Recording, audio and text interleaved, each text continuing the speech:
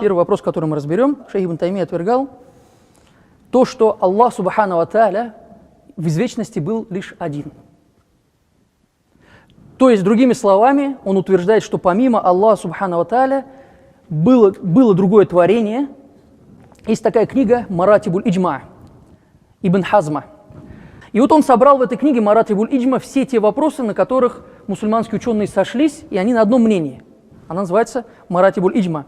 Ибн Хазм говорит: «Ва анна Аллаха Та'аля лям язаль вахдаху ва ла шай'a гайраху ма'аху». То есть Аллах Субхану ва Тааля в извечности был всегда один, когда он не создал других вещей, никогда не создал ничего, он один в извечности, и нет ничего, и не было ничего рядом с ним, не было ничего помимо него.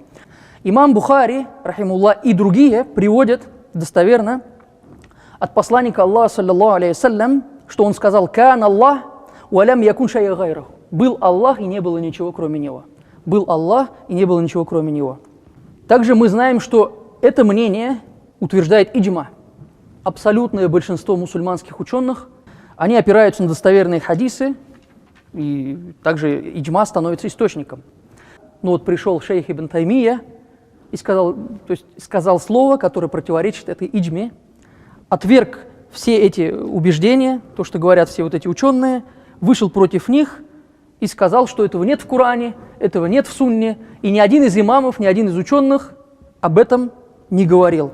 То есть, другими словами, обратите внимание, что он говорит, что кроме Аллаха Субхану Тааля был другой махлюк, то есть какое-то творение, Аллах Субхану Тааля, то есть есть и еще есть что-то филь азаль, в извечности. То есть это по-другому называется, он утверждает кидам науи для некоторых махлюков.